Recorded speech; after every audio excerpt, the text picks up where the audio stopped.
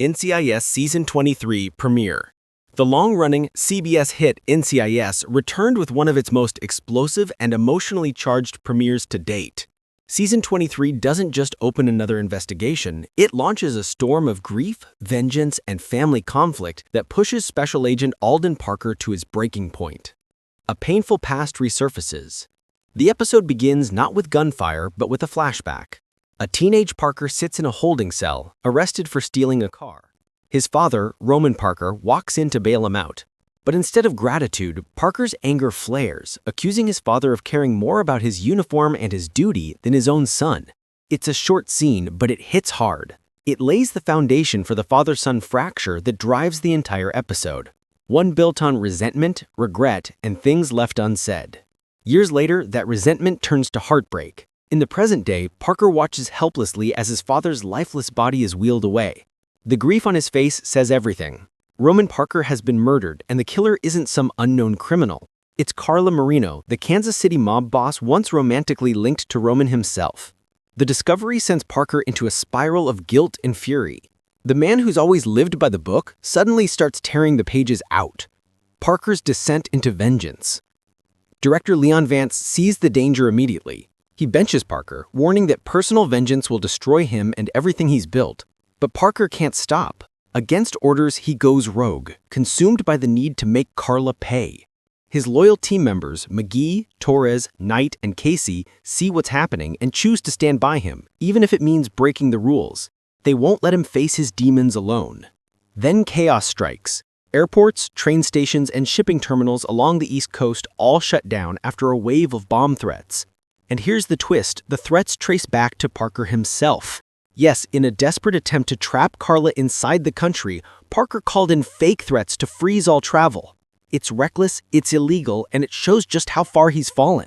His pain is blinding his judgment, and his team knows it. Following the trail. Soon they find a major clue, an abandoned SUV registered to Carla. Inside are traces of explosives, animal fat, and a fake FBI ID belonging to a man named Agent Ford, one of Carla's criminal associates. Torres recognizes the forgery style. It's linked to a professional counterfeiter from his undercover days, Fernando, a charming trickster with a knack for trouble. Torres and Jessica Knight track him down, leading to one of the episode's best exchanges. Fernando tries to flirt his way out of custody, calling Jessica the most dangerous kind of beautiful, only to realize she's already cuffed him to the table.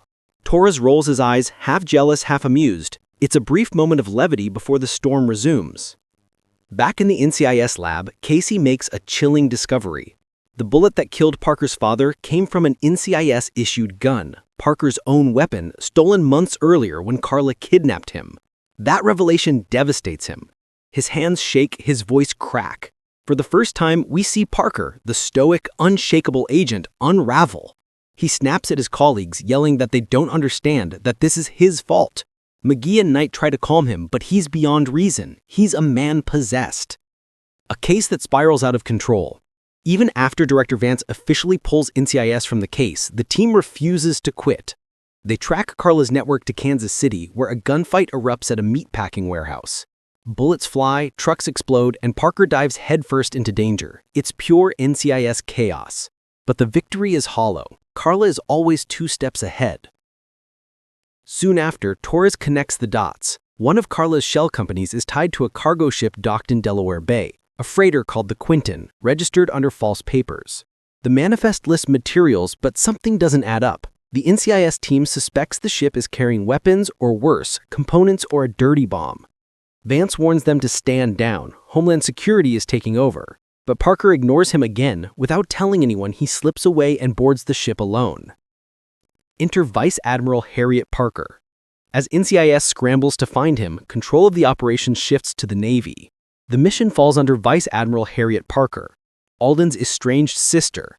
The tension between them has simmered for years, and now it explodes. When Harriet discovers her brother is on board a ship that's just been reclassified as a national security threat, she faces the impossible. Her duty demands she destroy it. Her heart begs her not to. On board the Quinton, Parker moves through the dark corridors, gun drawn, flashlight trembling in his grip. The ship creaks with the sound of metal and waves. He finds evidence of Carla's plan, makeshift labs, detonators, barrels marked with hazardous warnings. Then he hears her voice. Still chasing me, Parker? She steps from the shadows, Carla Marino, cold and calculating as ever. Their confrontation crackles with tension.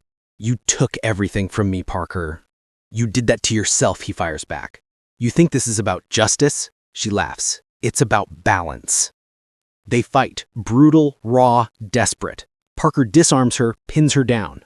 Above deck, the roar of engines grows louder. Fighter jets, inbound. The countdown has begun. The final decision.